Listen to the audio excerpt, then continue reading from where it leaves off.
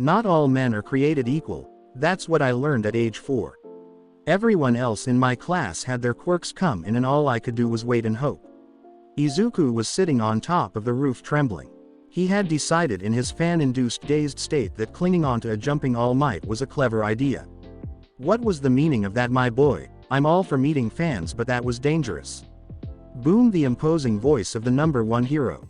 I had a question for you, Izuku asked meekly. Is it possible to become a hero without a quirk? Is it possible to become a hero without a quirk? All Might pondered. No, I don't think it is. There are just some villains who are simply too powerful to beat without a special power of your own. I'm sorry, kid. And that was when the floodgates opened. Tears started to pour out of Izuku's eyes with every single thought of people calling him worthless, and Deku coming back to him. He did the only thing he'd ever been able to do. He ran away as hard as he could, dreams in tatters. I'm sorry, I don't want to push you down a path that will lead to your death, Toshinori whispered, finally able to relax and power down now nobody could see. I'd best get you to the station, he said, patting his cargo trousers. Shit. Izuku heard the largest explosion he ever had. He turned on his heel and instantly ran towards the sound. There was a crowd gathered around the site. Oh no, that villain. It's the one All Might caught. I must have knocked it out his pocket when I jumped onto him, Izuku thought to himself. Wait, is that Kachin? Some of those in the crowd were starting to whisper among themselves, why aren't the heroes doing anything? Why are they just watching this kid get killed? Toshinori rounded the corner himself in disbelief at what he was seeing. A middle schooler was fighting for his life, while the professionals stood idly by. WHOOOOSH. He saw a streak of green sprint by him. The kid vaulted the barrier and ran straight towards the humongous villain. You again. I'll flatten you this time, screamed the sludge monster, ripping up a lamppost and launching it at the green streak. He slid across the floor, tearing his school uniform on the concrete as he dodged the incoming object. As he stood, he span and ripped off his backpack to return fire at the villain. Kid, what are you doing? Came the worried shouts from Death Arms and the recent debutante Kamui Woods. The bag was thrown with pinpoint accuracy, or if you asked Izuku himself, it was pure luck, and it flew straight into the sludge monster's eye, causing him to slightly release his hold on Bakugo. A huge explosion came from inside the villain and Bakugo's face was revealed. Deku, the hell are you doing, you shitty nerd? Came Bakugo's enraged voice. I couldn't just stand there and watch you die, Kachin. Izuku responded without his usual stutter. Right where I want you, laughed the villain. He raised his arm and brought it down, hard.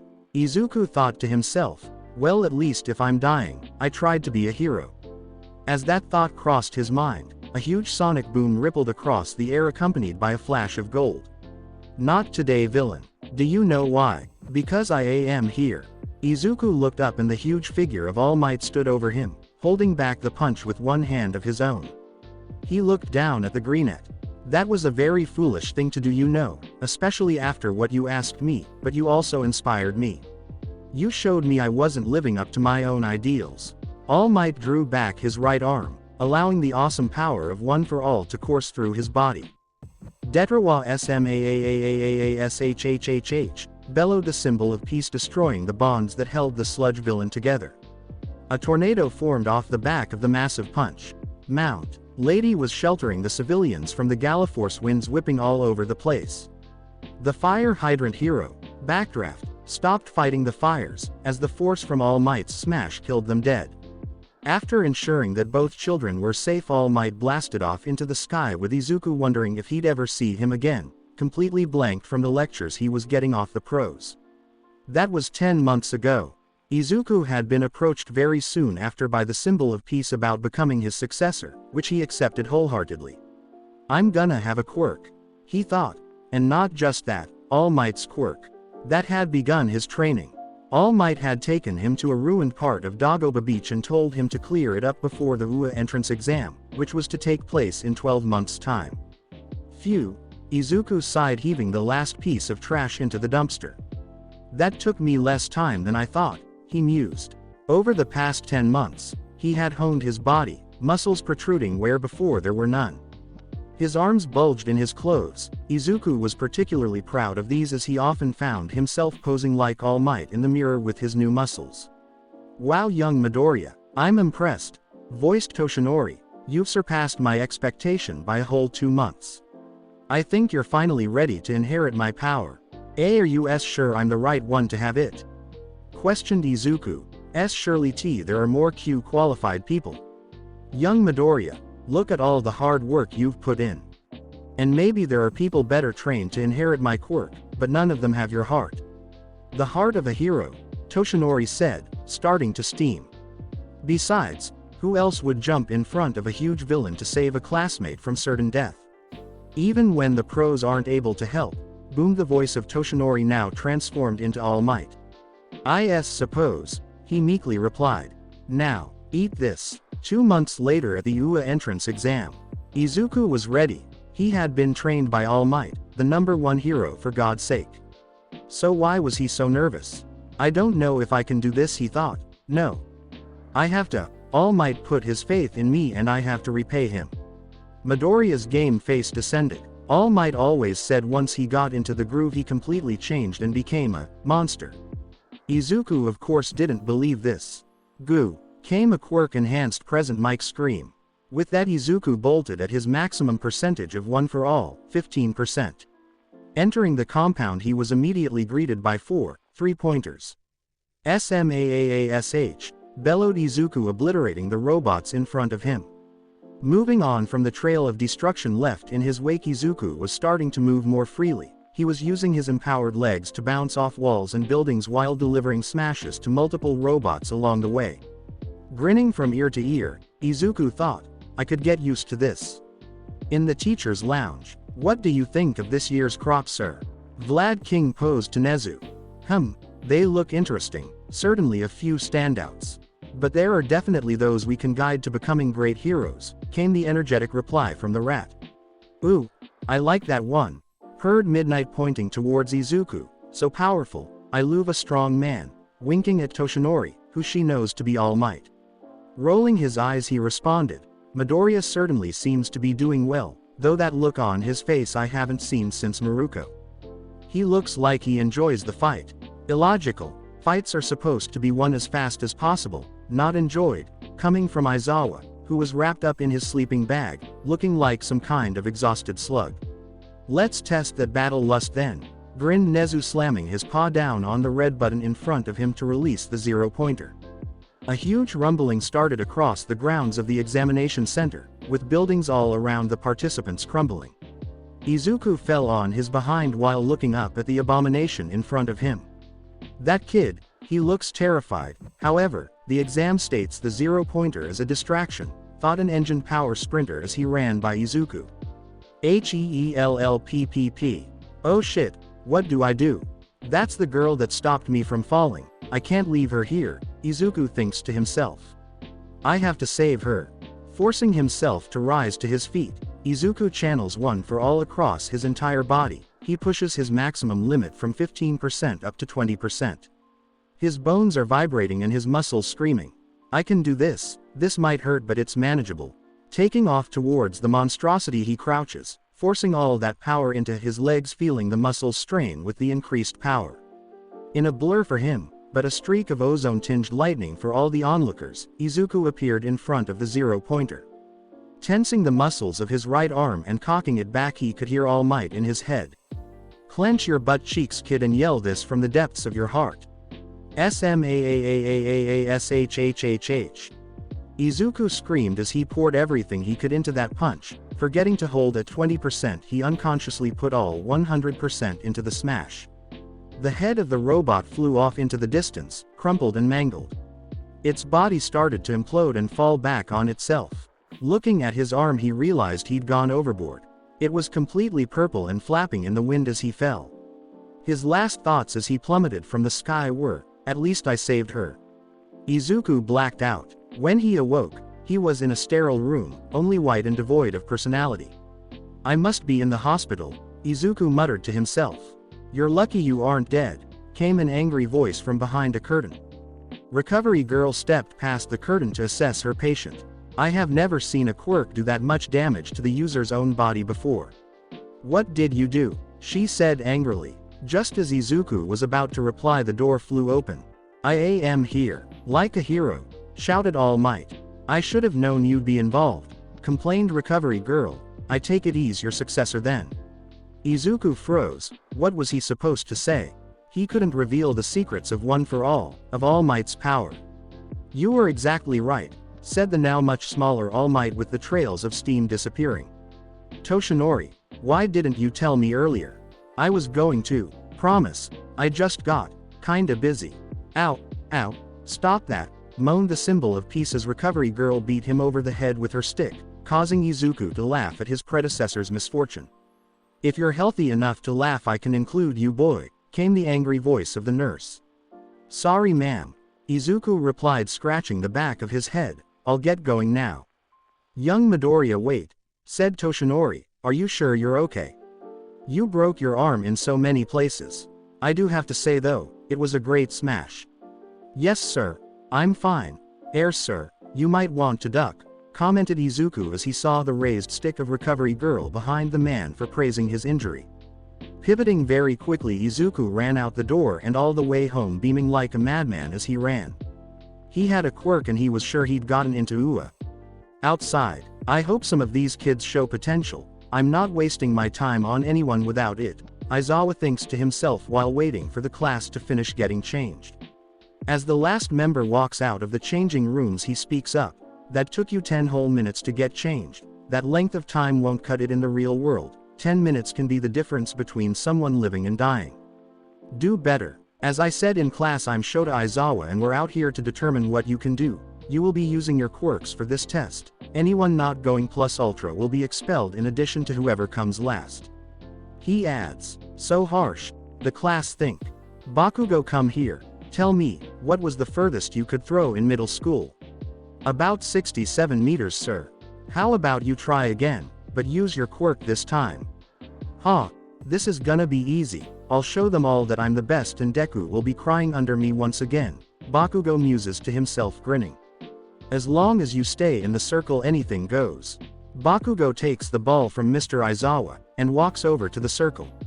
He breathes in and out while clenching his fist to build up some additional sweat. With his hand sufficiently coated in the nitroglycerin-esque substance, he cocks his arm back, ball in hand, and launches the ball using the full force of his quirk.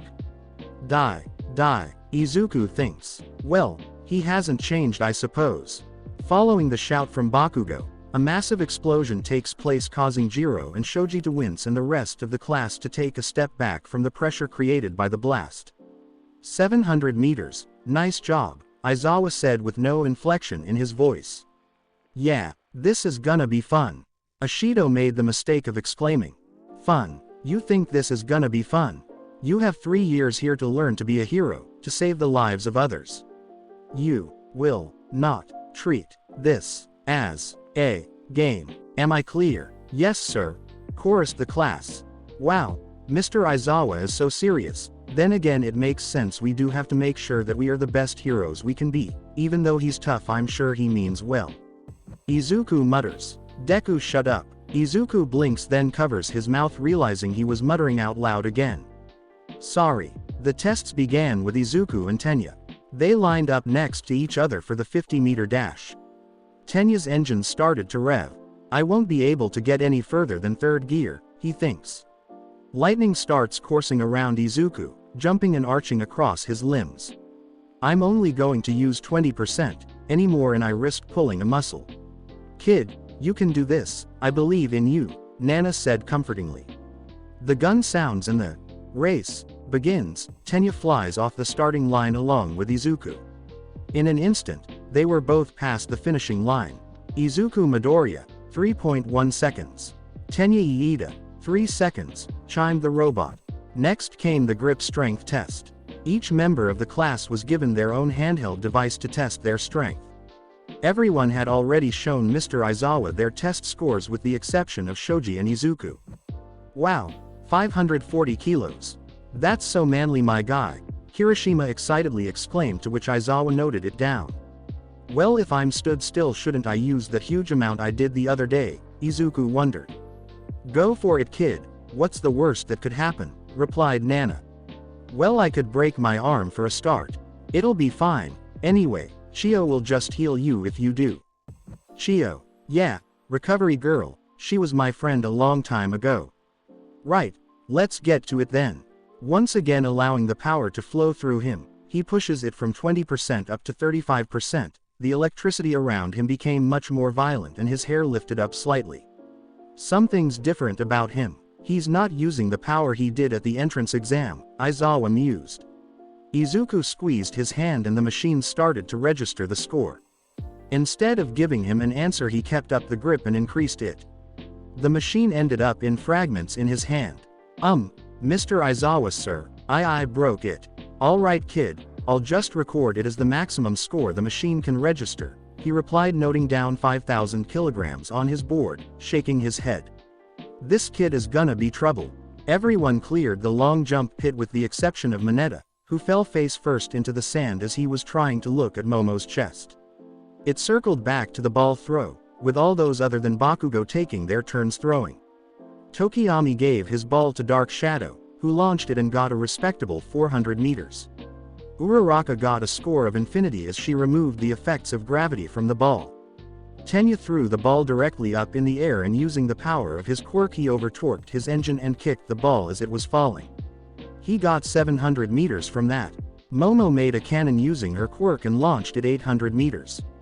Shoto only managed 80 meters, however he did the ball throw quirkless, much to Izuku's confusion. He could have easily used his fire to propel that. Why has he only used ice? Then came Izuku's turn. Mr. Aizawa gave him the ball and he stepped up to the plate.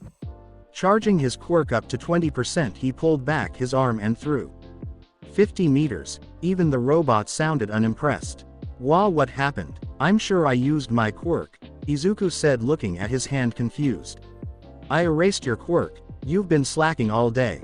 I said anyone not going plus ultra would be expelled and so far you're going home, Aizawa said with his eyes glowing red and his hair in the air.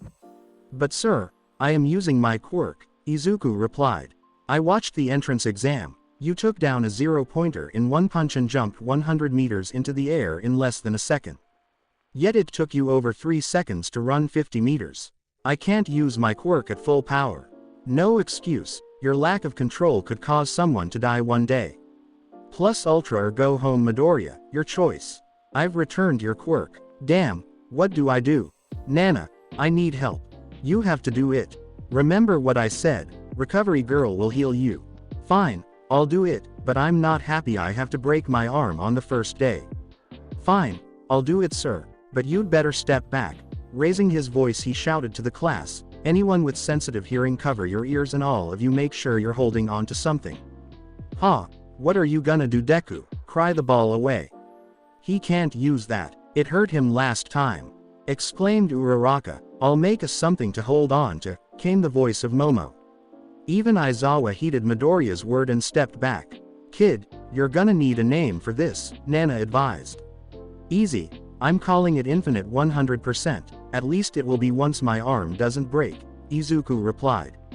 Instead of his usual slow progression of allowing a certain amount of power into his body, Izuku opened the floodgate. The full 100% was building inside of him. Green lightning was flying everywhere, hitting everyone in the class but causing no harm. The ground started shaking as the immense power of One for All was being allowed freedom. In the teacher's lounge, what on earth is going on? Murmured Toshinori. Only young Midoriya could be doing this. Quickly switching into his All Might form, he sprinted out of the teacher's lounge at full speed to the sports area. I won't miss this for the world, young Midoriya. Your first 100%, I'm surprised you can handle it so quickly. He can't. Back at the sports area, the power was continuing to build. Izuku's skin had started glowing. The sleeves of his UA kit had torn off with sparkling red and green lines covering his skin. Deku, what the hell is this? As the power reached its crescendo, Izuku's hair started to glow a brilliant green and it lifted off his head. This hurts, Nana. Best get it over with quick then, kid. I'm not gonna sugarcoat it. This is gonna hurt. Plus ultra, I suppose, he said, sweat dropping. He cocked back his arm and launched the ball forwards. SMAAASSSSHHHH, he screamed. The instant the ball left his hand, multiple sonic booms were created along with intense winds whipping back at the class. All but Aizawa were blasted over and all were in shock at the display. "Infinity," came the voice of the robot. As the dust cleared, it was revealed that Izuku was standing in a crater with a swollen purple arm. "Like you said, sir. Plus ultra," he grimaced. "This kid," Aizawa thought. "Well done, Midoriya. You've survived another day. I won't ask you to use your full power again until you can handle it, but you need to focus on being able to use that without breaking yourself. Now, go and see Recovery Girl and report back here quickly." Roughly 10 minutes later, here are the results. First, Izuku Midoriya. Second, Momo Yaoyorozu. Third, Tenya Iida. Fourth, Katsuki Bakugo. Fifth, Shoto Todoroki, 20th, Minoru Mineta. As you can see, this shows you all where you stand in terms of power. Mineta, report to Nezu's office. "You're done," said Mr. Aizawa, unimpressed. "But sir, everyone always says you do this to push people," he argued back. "It is usually a logical ruse. However, you show no potential and no desire to be a hero. The only thing you did today was ogle your female classmates, something not befitting of a hero in training," Aizawa replied. Mineta ran off to the principal's office crying. "Wow, even I thought it was a logical ruse," said a shocked Momo. "Poor Mineta," said Kaminari. The class started to walk inside to get changed for the rest of homeroom. Aizawa walked instead along the side of the building in front. "I was impressed with them, Aizawa. All Might. Shouldn't you be brushing up on your teaching rather than spying on my new class? I felt the ground shaking, so I thought it might be a villain attack. You certainly pushed young Midoriya too hard there." "Oh, you know Midoriya, do you? Isn't it a bit early to be playing favorites, All Might?" he replied snarkily. "I just saw potential in him and I didn't want to see it wasted by him playing it safe." Aizawa turned on his heel and walked away, leaving All Might in his wake. "I knew you saw something in him too. Speaking of young Midoriya, I need to talk with him. I'll message him to meet me after school." Later that day at the beach, Izuku walked to the beach and sat down on the bench at the end of the pier next to skeletal blonde man. "What's up, All Might? Remember it, Toshinori in this form please, young Midoriya." "Ah, sorry, Al, Toshinori." Toshinori laughed. "I felt that power you used today. Was that the first time you've used one for all at 100%? "Yes sir, it was. It really hurt, but I would have been expelled if I hadn't." "I doubt that. I think Aizawa was just testing your resolve." "No sir, he was completely serious." "Well, I already spoke to him about it. I saw it. I'm not sure even I could use all that power without some blowback." Laughing, Izuku replied, "You're the symbol of peace and the best hero in the world. I'm sure you'd have been fine." "Seriously, young Midoriya, you are going to be stronger than me. It's how One for All works, and it gets stronger with each new user." "So how did 100% feel?" "It didn't feel weird, sort of felt familiar." "What do you mean?" "Well, I had someone helping me. You might think I'm crazy, but I have people talking to me in my head that know things about One for All." What?" exclaimed Toshinori. "She's having fun right now, but she told me to call you Toshi and to remind you that the strongest in this world are always smiling," smiled Izuku to All Might. Master. "Yeah, she's sort of coaching me in my head. She said I will be getting more quirks because One for All has reached the singularity point and that I'm starting with hers." "Wow, all this time and I never knew. My master was literally watching over me." "She's really pretty, isn't she?" "I know, right? You boys know I can hear both of you," Nana said in Izuku's head, laughing. "Hey, you don't sound like you're complaining," Izuku replied. "Well, I haven't had a compliment in over 40 years. How is she?" Toshinori asked Izuku. "She seems happy, always smiling, and if there is one thing she can do, it's talk," he replied, laughing. "Hey, I haven't had a conversation in 40 years, gimme a break." "On now," she's shouting in my head. "Tell the big lug that eventually we, the vestiges, may be able to materialize outside your body for a short period of time." All Might. "Sorry, Toshinori," she said, "the vestiges may one day be able to become visible to those who aren't me." "Wow, I might be able to see her again." Puffing up, "I'll be able to show her that I am here." Nana snickered at his antics. "Right, young Midoriya, let's spar. You need some more training."